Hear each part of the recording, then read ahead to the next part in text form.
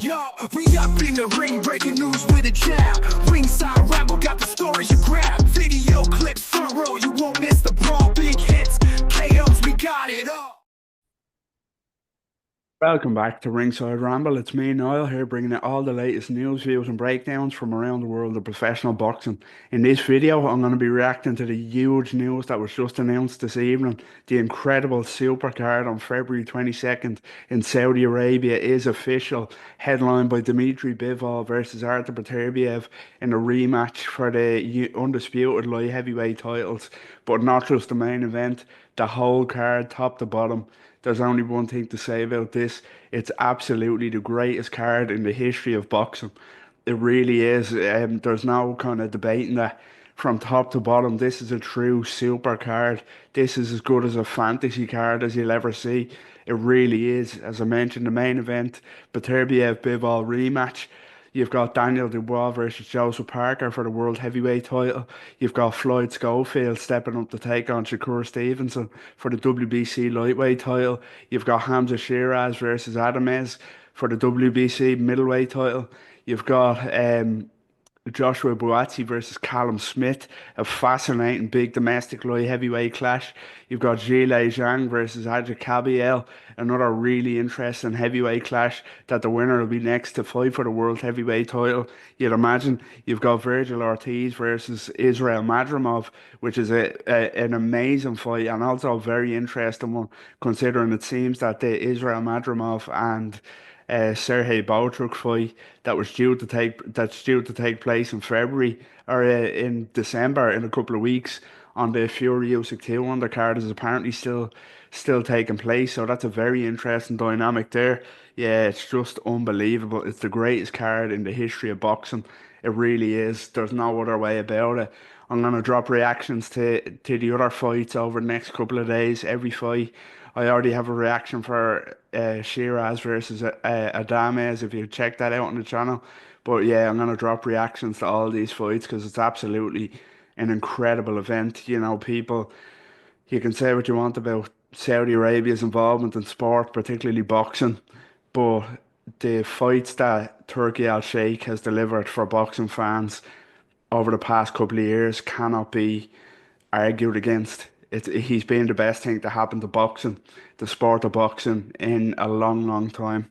He really has. I know it might sound a bit fickle and selfish for boxing fans, but you know, the say what you want, your own opinion, but for boxing, it's absolutely incredible, and this tops the lot. This is the greatest card I've ever seen in the sport from top to bottom. They're all main events in their own right. Every single fight is a main event fight, which is that's never ever happened before. But yeah, I'm gonna be, as I say, reacting to it all further over the next couple of days. But in this one, let's start with the main event, Beterbiev Bivol 2, the rematch for the undisputed light heavyweight title. Which first of all, let's say it's good that this is happening now. Of course, we heard it might be a case of both men having to take kind of fights in the interims, particularly Artur Beterbiev. It looked like he'd have to fulfill an underwhelming IBF mandatory challenge against Michael Eifert.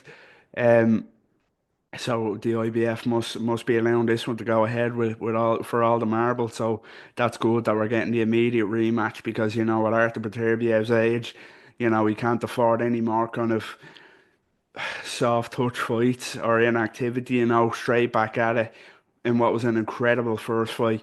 You know, the first fight, an absolute super fight, one of the most anticipated fights in our lifetime in boxing.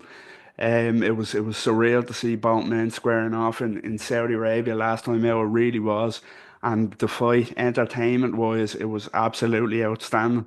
You know, it wasn't a barn burner, it wasn't a war, but the styles, the polar opposite styles of both men gelled so beautifully.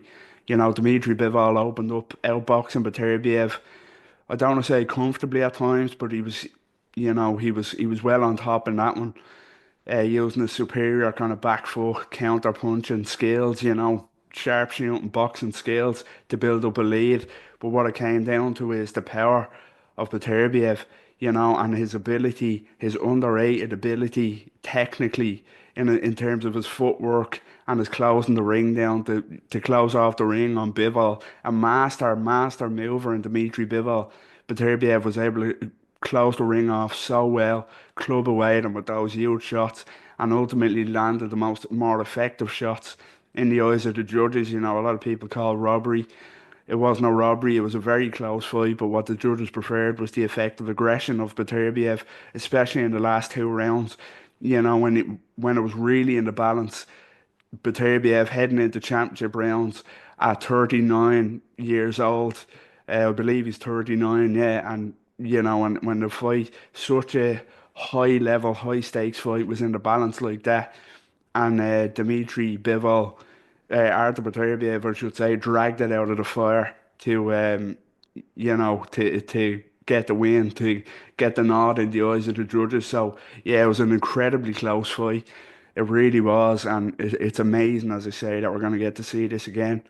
It really is. In terms of the rematch, stylistically, you know, again, it should gel well, but in terms of the adjustments that both men can make, you know, you look at it and you think Dmitry Bivol with his boxing IQ would be the one who would be able to make more adjustments, you know, with his boxing skill and his footwork and, you know, his timing. But it comes down to what happened in the first fight. Can he keep Artur Beterbiev off him for 12 rounds? Can anybody keep Artur Beterbiev off them for 12 rounds? You know, effectively enough to win a points decision. Of course, it was Artur Beterbiev's first time going to the cards last time out, but he proved he could do it with a win. So, does he have the kind of the engine and the durability to keep this beast off him, this massive punching beast who gets, as I mentioned, underrated technically?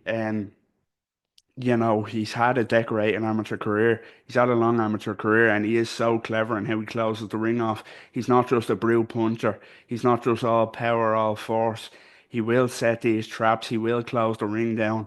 He will make the ring feel like it's so small.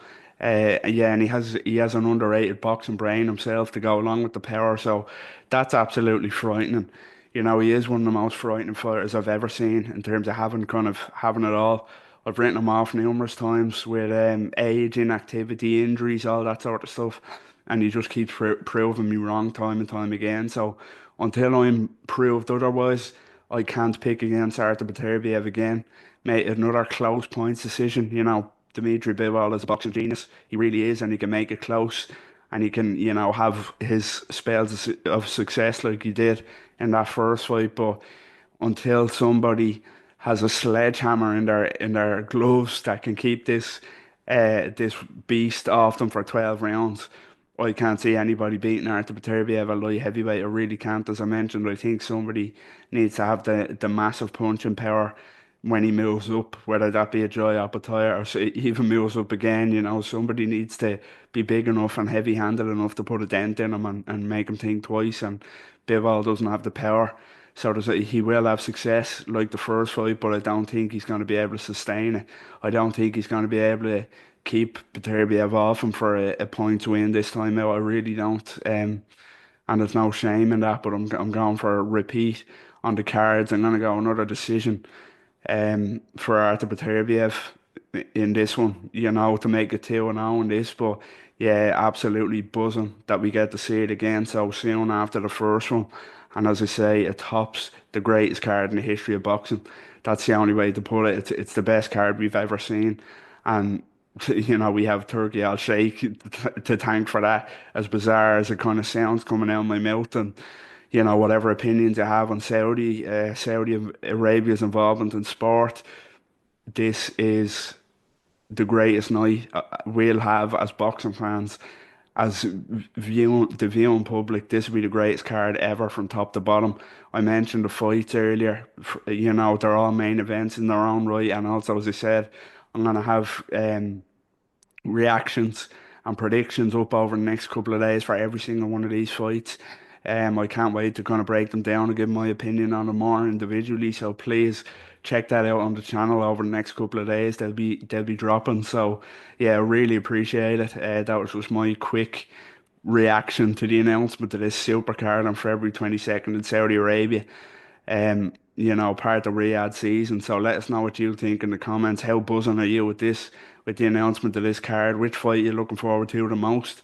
You know, will it be repeat or revenge with Beterbiev and Bivol? Let us know what you think.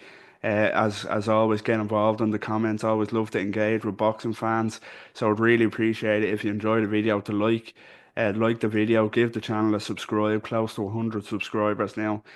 Follow us over on X. As I say, get involved in the comments. This is one worth speaking about. This is one worth debating. This card. So yeah, like, share, subscribe, comment, all that good stuff.